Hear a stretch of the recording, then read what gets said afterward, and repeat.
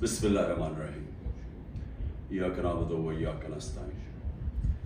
मेरे पाकिस्तानियों, आजकल जो प्रेशर और जो जुल्म तहरीक इंसाफ के ऊपर किया जा रहा है, तो इसकी तो खैर पाकिस्तान में तो कोई मिसाल नहीं है।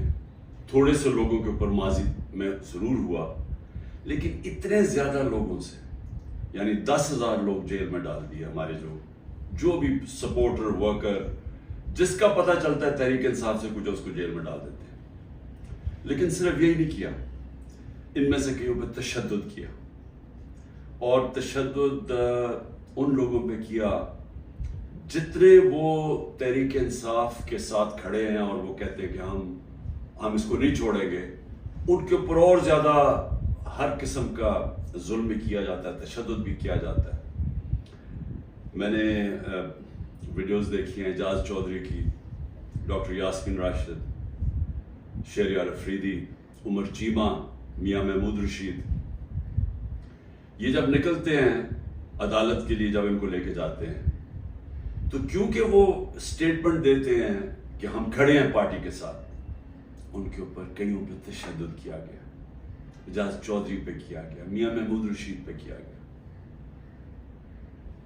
और फिर हमारे सारी या लीडरशिप जेल में है और या लोग छुपे हुए हैं, और ख़ास तौर पे जो कि टिकट होल्डर्स हैं।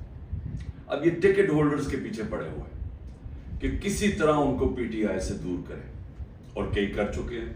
कईयों ने कहा जी वही जो हाथ खड़ा करके, जी हम तो पाकिस्तानी फ़ौज के साथ हैं, हम तो 8-9 मई को बड़ी उसकी मजम्मत करते हैं और हम पार्टी छोड़ रहे हैं, सब कुछ माफ़ हो जाता है उनका। उनमें से ऐसे भी हैं जो कि अब लॉबी कर रहे हैं कि लोगों को किसी तरह पीटीआई के टिकट होल्डर्स को तोड़ के, तो कोई एक नया ड्रामा बन रहा है किंग्स पार्टी का, तो उस तरफ लेके जाए, तो वो भी चल रही है गेम। लेकिन जो लोग छुपे हुए हैं, जिनको फिर उनके घरों पे अटैक होता है और घर तोड़े जाते हैं, दरेशक्स पूरी फैमिली है पॉलिटिकल, उनके इन्होंने जो उनका फार्म हाउस है वो तोड़ दिया, और हमारे उमर यूब के घर में घुस गए। वो अभी आतिफ खान हमारे उसका इस्लामाबाद में घर है, वहाँ घुस गए, उधर ढूंढ रहे हैं। वो सारे जो छुपे हुए हैं, नौकरों को ले जाते हैं उठा के, और फिर रिश्तेदारों के पास पहुंच जाते हैं, ख्वातीन का धमकी देते हैं कि हम आपकी औरतों को उठा लेंगे। यानी इस लेवल पे पहुंच चुके हैं कि कभी भी कोई तस्वर नहीं कर सकता था कि पाकिस्तान की सियासत में हम इतना गिर जाएंगे कि ये कहा जाएगा कि अच्छा हम तुम्हारी औरतों को, तुम्हारी बच्चियों को, हम उनको नहीं छोड़ेंगे। ये उस एक लेवल तक पहुंच चुके हैं। औरतों को पकड़ के उन्होंने जेलों में डाला। राना सनाउल्लाह की प्रेस कॉन्फ्रेंस आई कि जी कि हम खुद ही कुछ ड्रामा करने लगे हैं रेप का। ये डरे हुए हैं औरतों को निकालते हुए। इनको पता है कि कोई औरत किसी किस्म के इंतशार में मुलव्वस नहीं थी, किसी जलाने में, जो हुआ आर्सन, जो घर जलाए गए हैं, जो 3-4, इनको पता है कोई औरत उस पर नहीं थी। बल्कि इनको पता है कि अक्सरियत स्वायद थोड़े से ज्यादा 100 होंगे, 150 लोग होंगे। इनको पता है बाकी कोई पुरअमन एहतजाज कर रहे थे। और मैं फिर से बता दूं, एक जमहूरियत में आइन हमें हक देता है कि हम पुरअमन एहतजाज कहीं भी कर सकते हैं। अगर जिस तरह मुझे कमांडो एक्शन से उठाया गया फौज ने, तो उसका रिएक्शन किधर जाना था? जिधर मिलिट्री सिंबल्स हैं उसके बाहर एहतजाज होना था ना। उन्होंने और किधर जाना था? अगर पुलिस उठाती तो पुलिस स्टेशन जाते। तो ये कहना कि जी जियो फेंसिंग थे, हमें पता चला आप उस वक्त वहां थे, और उधर से उठा के उनको जेलों में डाला जा रहा है। यानी ऐसा, औरतों को, यानी ऐसा, मैं छोड़े मुसलमान माशरे में, मैं कभी किसी और वो माशरे जिधर औरतों की इतनी इज्जत नहीं होती, वहां मैंने ये कभी नहीं देखा। और एक खातून वकील, उसको उठा लिया 2 दिन पहले, सुबह के 3 बजे उसके घर जाके उसको उठा लिया کہ جی جیو فین سے میں آپ زمان پاک میں اس وقت وہاں تھی، پتا چلا کہ آپ اس ایریا میں تھے، تو یہ کون سا کوئی جرم ہے؟ دیکھیں ابھی بھی مجھے پتا ہے کہ میری سپیریئر جوڈیشری بہت پریشر میں ہے، مجھے پتا ہے کہ ججز کو بھی فون کالز آ رہی ہیں، نامعلوم فون کال کہ ہم یہ کر دیں گے، تمہاری یہ فائل ہے، ہم تمہیں یہ کر دیں گے، تمہارے بچوں کے پہ پہنچ جاتے ہیں۔ یہ مجھے پتا ہے کہ اس وقت جوڈیشری کے اوپر وہ پریشر ہے جو کبھی پہلے نہیں تھا، اور مجھے یہ بھی پتا ہے کہ سارے ملک کے اداروں کو صرف استعمال کیا جا رہا ہے ایک کام سے، کہ کسی طرح تحریک انصاف کو ختم کیا جائے۔ ایف آئی اے کا سارے کام ختم ہے، وہ بھول گئے ہیں کہ شہباز شریف نے 16 ارب روپے کا ایف آئی اے نے اتنا بڑا اوپن اینڈ شٹ اس کا کرپشن کیس پکڑا تھا، مقصود چپراسی والا۔ ایف آئی اے کو پتا ہے کہ 4 وہ گواہ بھی مر چکے ہیں، سب کو ہارٹ اٹیک ہو گیا، ان کو پتا ہے کہ ان کا ایک بڑا زبردست آفیسر ڈاکٹر رضوان وہ بھی ہارٹ اٹیک سے مر چکے، لیکن ایف آئی اے کو کوئی اور کام نہیں، تحریک انصاف کے اوپر کیسے کیسز ڈھونڈنے ہیں اور کیسے ان کے لوگوں کے اوپر انتقامی کارروائی کرنی ہے۔ نیب کا کام اب یہ ہو گیا ہے، جب سے وہ ان کے پچھلے نیب کے چیئرمین جنہوں نے کہا کہ میں یہ غلط کام کرنے کے لیے نہیں تیار ہوں، ریزائن کیا، اور سنا نیب نے اس کو سٹینڈنگ اوویشن دی جب وہ جا رہا تھا، اس کی جگہ جس آدمی کو لے کے آئے ہیں، اس کا بھی کام ہے کہ نیب کو استعمال کرو، کسی طرح تحریک انصاف کو ختم کرو، ان کے اوپر کیسز کرو۔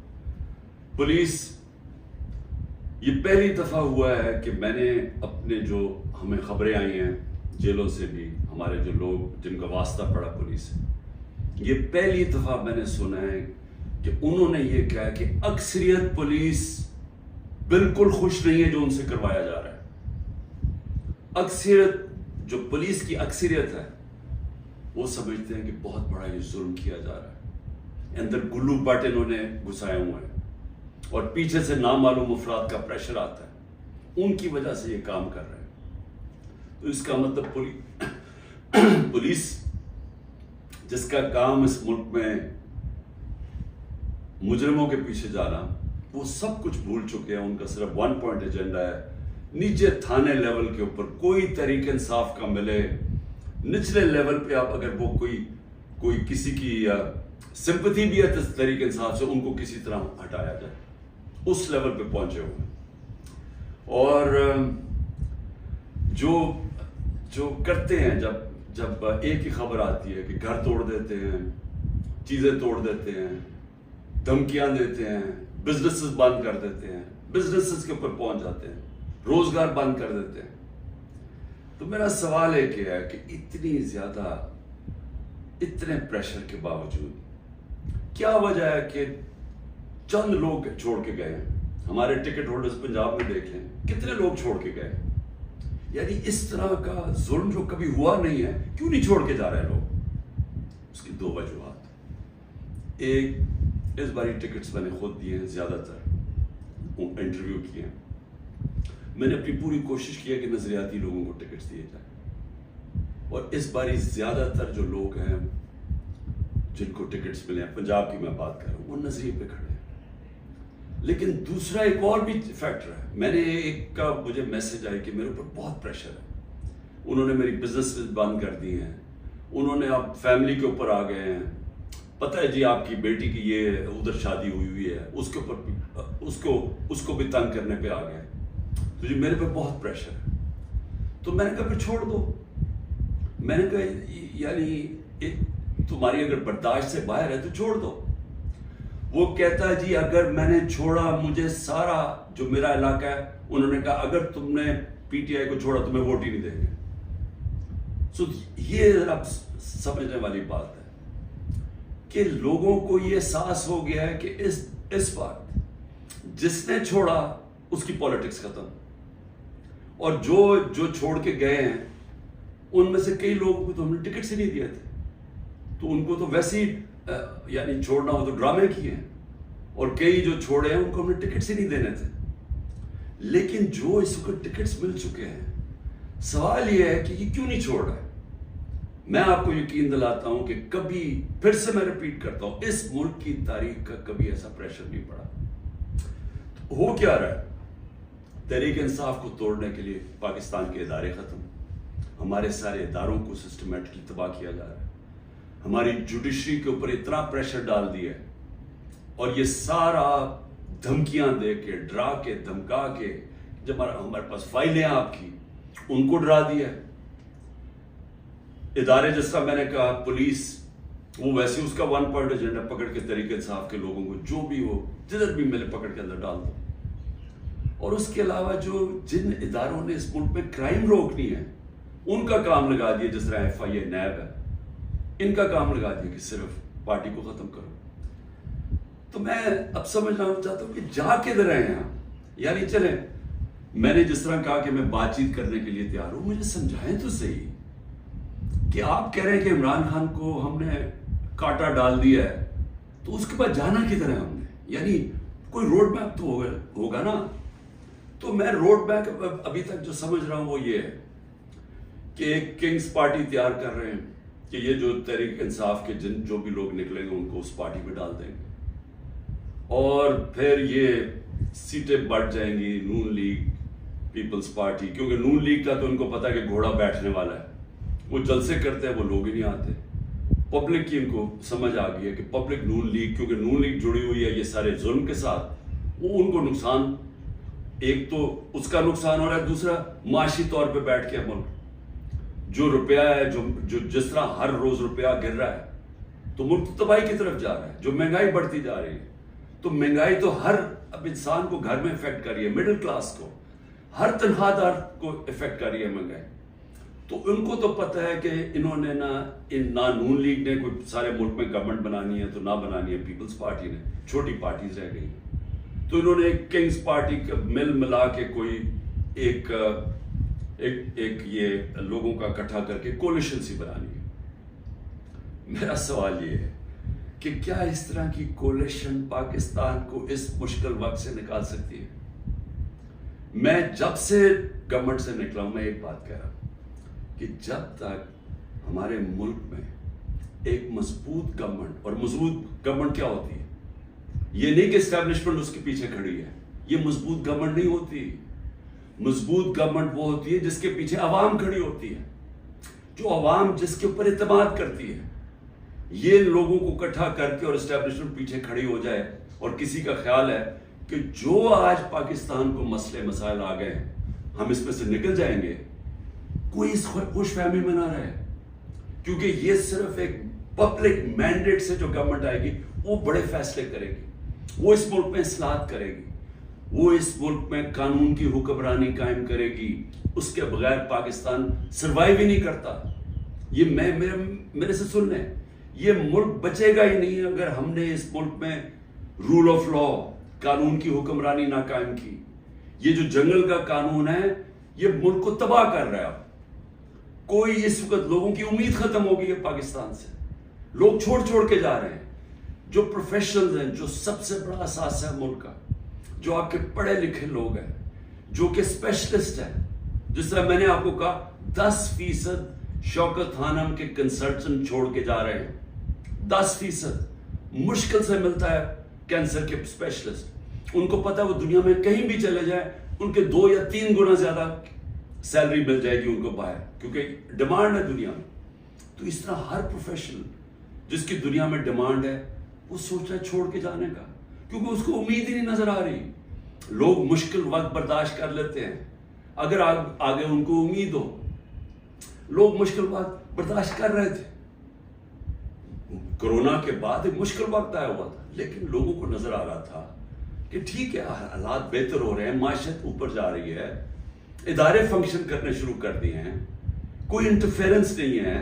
عمران خان نے کبھی کسی جوڈیشری کے اندر انٹرفیئر نہیں کیا، نیب کو اس نے نہیں کہا کہ فلانے آدمی کے اوپر کاروائی کرو، کسی FIA کو۔ میرا جو میں نے ثناء اللہ ہے وہ IG میرے خیال میں ابھی پتہ نہیں کدھر پوسٹڈ ہیں، IG تھے، ایک دفعہ کہو کہ میں نے کبھی کسی کے خلاف انتقامی کاروائی کا کہا ہے۔ ہمارے سارے 95% کیسز پرانے تھے۔ یہ بولتے ہیں نون لیگ والے کہ جی اب ہم نے بھی بڑا سفر کیا ہے، اب آپ کریں۔ آپ کے 95% آپ کے اپنے دور میں بنائے گئے تھے کیسز، اسحاق ڈار آپ کے دور میں بھاگا تھا، نواز شریف کے بیٹے آپ کے دور میں بھاگے تھے، نواز شریف کی کنوکشن پینما میں آپ کے دور میں ہوئی تھی، مریم کی اور نواز شریف کی. تو یہ ہمیں نہ کہیں، یہ سارے کیسز پرانے آ رہے تھے. آپ میرے سے NRO مانگ رہے تھے، آپ میرے سے یہ کہہ رہے تھے کہ ہم نے چوری کیا، ہم کوئی خاص مخلوق ہے الگ، ہمیں معاف کر دیں. ہم نے صرف ہمارے دور میں شہباز شریف کے کیس بنا تھا، مقصود چپڑاسی والا 16 ارب اور 8 ارب جو اس نے منی لانڈرنگ کی تھی کہ باہر سے پاپڑ والا اور ان کے نام پہ اور چینی والا کے نام پہ انہوں نے فراڈنٹ پیسے بلوائے تھے. اس کے علاوہ ہمارے کوئی کیس نہیں تھے، ہم آن گوئنگ کیسز تھے. اور ہم نے کبھی کسی سے ظلم نہیں کیا، ہم نے کبھی عورتوں کو نہیں اٹھایا، ہم نے کبھی گھروں کے اندر نہیں گھس کے دروازے توڑ کے اور ساری گھر تباہ کیا. ہم نے کبھی لوگوں کو، کارکنوں کو اس طرح کے جیلوں میں نہیں ڈالا، کسی پر تشدد نہیں کیا. پوچھیں کسی سے، ایک آدمی بتایا کہ ہم نے تشدد کیا. مریم نے جا کے اٹیک کر دیا نیب آفس کو، پتھر مارے انہوں نے. بتائیں کتنے لوگوں کو اپنے اینٹی ٹیررزم کورٹ پہ پکڑا. یہ کیا مریم کے اوپر کوئی کیس ہوئے؟ تو یہ ہمیں نہ کہو کہ جناب آپ کے اوپر یہ گزری. یہ کبھی کسی پارٹی کی تاریخ میں پاکستان میں نہیں گزری. یہ پارٹی کو کبھی ختم کرنے کی کوشش ہے، جو پوری طرح سارے اسٹیٹ کے ادارے لگے ہوئے ہیں اس پارٹی کو ختم کرنے کے لیے. لیکن پارٹی ایسے ختم نہیں ہوتی، کیونکہ پارٹی لوگوں کے دلوں میں چلی جاتی ہے، اس کا آپ کچھ کر ہی نہیں سکتے. جو مرضی آپ کریں گے، لوگوں کے جب فیصلہ کر لیتی ہے عوام، تو یہ جو ٹکٹ ہولڈرز ہیں ہمارے سارے، ان سے پوچھیں، جب ان سے انٹرویو کریں، جب آپ ان کو تنگ کر رہے ہیں تو پوچھیں تو صحیح کہ اتنا آپ کے اوپر پریشر ہے، کیوں نہیں چھوڑ رہے. ان میں سے کہیں گے کہ ہم نظریاتی طور پہ اس کے ساتھ ہیں، ہم کسی اور پارٹی پہ نہیں جائیں گے. ساتھ یہ بھی آپ کو کہیں گے کہ ہمیں کوئی ہمارے حلقے میں ووٹ نہیں ڈالے گا، ہماری سیاست ختم ہو جائے گی. ابھی جو پہلے ہوا تھا 16 جولائی کو جو بائی الیکشنز ہوئے تھے، وہ لوٹے سب اڑ گئے تھے، لوگوں نے ان کے خلاف ووٹ دی تھی. اور اب اس سے بھی زیادہ برے حالات ہیں، کیونکہ لوگوں کو غصہ ہے جو ہو رہا ہے. اس وقت عوام غصے میں ہے، لیکن گھبرائی ہوئی ہے، کیونکہ کبھی اس طرح کا کریک ڈاؤن دیکھا ہی نہیں ہے. تو میرا آخر میں اپنی عوام کو پیغام ہے، کیونکہ مجھے پتہ ہے بڑا مشکل ہے اور آپ گھبرائے ہوئے ہیں، آپ میں خوف پیدا کیا گیا. یہ جو باہر نکل کے کوئی تحریک انصاف کا نام سنتا اس کو جیل میں ڈال دیتے. لیکن بھئی آپ اپنی قوم سے دیکھیں، میں آپ کے سامنے بیٹھا ہوں، اگر کسی کو سب سے زیادہ خطرہ ہے وہ مجھے خطرہ ہے، جان کو تو میری خطرہ ہے. انہوں نے یہ کیا، دو میرے اوپر اٹیک، قتل کرنے کے واردات ہو چکی ہیں. مجھے پوری طرح پتا ہے کہ ایک دفعہ یہ اور کریں گے، کیونکہ ان کو ڈر یہ ہے کہ جیل میں بھی عمران خان بڑا مشکل رہے گا ان کے لیے. تو ایک اور حملہ ہوگا، میں تیار ہوں. انہوں نے میری جو کرنل عاصم میری سیکیورٹی کے ہیڈ تھے اس کو اغوا کر لیا، وہ غائب ہو گئے. جس نے میری سیکیورٹی کا دھیان رکھ رہے تھے وہ 3-4 دن سے وہ غائب ہے، اس کو بھی اٹھا لیا. جو گاڑیاں تھی میری سیکیورٹی کی، وہ گاڑیوں کو انہوں نے اندر امپاؤنڈ کر دیا، اور ان سے پوچھے عدالت تو کہتی جو ہمیں پتہ ہی نہیں کدھر گئی. تو سب سے زیادہ تو خطرہ مجھے ہے. کیا آپ کو لگ رہا ہے کہ میں پیچھے ہٹوں گا؟ میں کیوں نہیں پیچھے ہٹوں گا؟ کیونکہ میرے سامنے 2 راستے ہیں. ایک ہے یہ خوف کی فضا بنا کے ہمیں غلام بنا رہے ہیں، صرف مقصد یہ ہے کہ ہم بھیڑ بکریوں کی طرح یہ طاقت کی حکمرانی مان لیں. یہ سب نے کیا ہے، یہ فرعون یہ کرتا تھا، خوف اتنا پھیلا کے لوگوں کو غلام بنایا ہوا تھا. یہ یزید نے کیا تھا، کوفہ کے لوگوں کے اوپر اتنا اس کا خوف تھا اس کے ظلم کا کہ انہوں نے حضرت امام حسین کی مدد نہیں کی. اسلام کا سب سے بڑا جو تکلیف تھے ہر مسلمان کے لیے وہ واقعہ ثانیہ ہونے دیا. ہر دنیا کی تاریخ کا یزید یا ڈکٹیٹر وہ ہمیشہ خوف کے ذریعے لوگوں کو کنٹرول کرتا ہے، انسانوں کو کنٹرول کرتا ہے. اور دوسرا راستہ، ایک تو یہ راستہ ہے کہ میں بھی خوف زدہ ہو جاؤں اور میں ان کے ساتھ میں مان جاؤں، جی ٹھیک ہے سر، یہ جو آپ چاہتے ہیں، ہم آپ کے غلام ہیں. میں نے تو کبھی کسی کو غلامی کی نہیں ہے. میں تو لا الہ الا اللہ میں ماننے والا آدمی ہوں جس نے مجھے آزاد کیا ہوا ہے. میں تو ایک آزاد انسان ہوں. میرے لیے تو غلامی سے بہتر موت ہے. میں آج اپنی قوم کو یہ کہنا چاہتا ہوں کہ دیکھیں اللہ نے جب آپ ہیں محمد مصطفیٰ محمد صلی اللہ علیہ وسلم کے امتی، جب انہوں نے آپ کو لا الہ الا اللہ کا کلمہ پڑھایا تھا تو انہوں نے آپ کو آزاد کیا تھا. کس چیز سے آزاد کیا تھا؟ سب سے بڑی آزادی ہوتی ہے انسان کی غلامی سے. یہ جو فرعون کی غلامی تھی، یہ ساری جو قرآن کے اندر نمرود، فرعون، ان کا کیا بتایا ہوا ہے؟ انسانوں کو غلام بنانے تھے. نبی صلی اللہ علیہ وسلم نے مدینہ میں انسانوں کو آزاد کیا تھا. اور ایک کہ سوائے اللہ کے کوئی خدا نہیں، آپ کو کسی کے سامنے نہیں جھکنا. دوسرا، جو 3 سب سے بڑے خوف ہیں انسان میں، ان سے آزاد کیا تھا. اس سے اللہ نے آپ کو آزاد کیا ہوا ہے. موت، اللہ نے کہا یہ میرے ہاتھ میں یہ جو 2 دفعہ بچا ہوں، یہ مجھے اللہ نے بچایا ہے. نہیں تو انہوں نے تو پوری تیاری کی ہوئی تھی مارنے کی. یہ میں آپ کے سامنے ہوں، اور میں جب گھر سے نکلتا ہوں مجھے نہیں پتا کہ اللہ نے کیا فیصلہ کیا ہوا کہ ان کے ہاتھ میں اس نے میری جان لینی ہے نہیں، لیکن میں تیار ہوں اس کے لیے، کیونکہ اس کا وعدہ ہے قرآن میں کہ جب اس نے فیصلہ کر لیا وہ پھر چاہے آپ بھاگ نہیں سکتے موت سے. تو انسان آزاد ہو جاتا ہے اس خوف سے. میں آزاد ہوں. دوسرا، ذلت.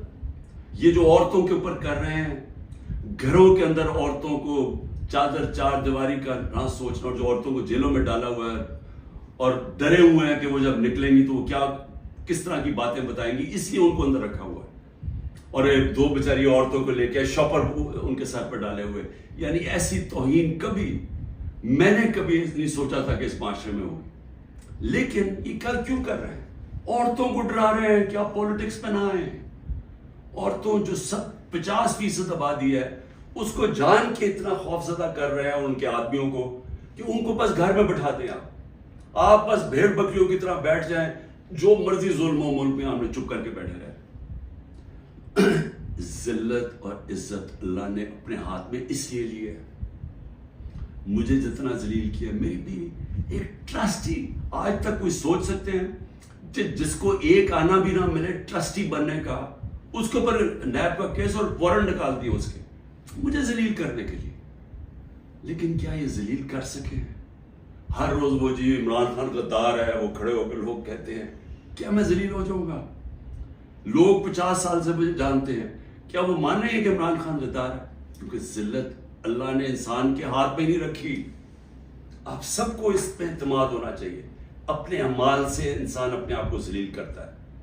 اللہ کبھی اس آدمی کو ذلیل نہیں ہونے دیتا جس کو دوسرا آدمی بدنیتی سے دوسرے انسان ذلیل کرے. یہ دنیا کی تاریخ ہے. نہیں تو ہر طاقتور آدمی عزت دار ہوتا اور ہر بیچارہ کمزور ذلیل ہوتا.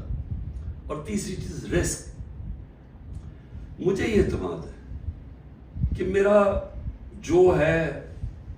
جو بھی ہے وہ اللہ نے دینا. محنت میں کروں، ہاں محنت میں پوری کرتا ہوں، لیکن رزق اللہ دیتا ہے. تو یہ جو گھر توڑ رہے ہیں لوگوں کے، ڈرا رہے ہیں، دھمکا رہے ہیں، اس کا مقصد ہے کیا؟ کہ لوگوں کی رزق کے اوپر جا رہے ہیں نا. لیکن اللہ نے تو کہا ہوا یہ میرے ہاتھ میں ہے. تو یہ جب آپ کو ان 3 چیزوں کے اوپر ایمان ہو جائے گا کہ قرآن میں واضح لکھا ہوا ہے، یہ آپ کو آزاد کر دینے کے خوف سے. یہ جو خوف کے ذریعے غلام بنایا جاتا ہے، اللہ نے یہ 3 چیز اپنے ہاتھ میں اس لیے رکھی ہیں کہ انسان کی غلامی نہ کرے. کیونکہ آزادی کو سب سے زیادہ اہمیت ہے.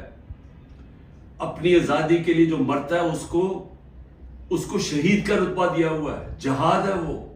اور شہید پیغمبروں کے بعد رتبہ آتا ہے شہید کا، جو اپنی آزادی کے لیے کھڑا ہوتا ہے. یہ ہم اپنی آزادی کے لیے کھڑے ہیں.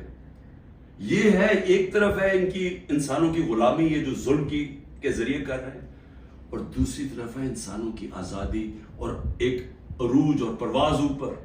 اور وہ پاکستان جو بننا چاہیے تھا، جو چھوٹے سے قبضہ گروپ نے ہمارا ملک نہیں بننے دیا.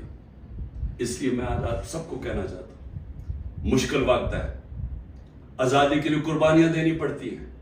ہم سب، میں تیار ہوں قربانی کے لیے. میں اپنی سب سے بڑی تو جان کی قربانی ہے نا، میں اس کے لیے تیار ہوں. لیکن میں کبھی کسی صورت ان کی غلامی قبول نہیں کروں گا.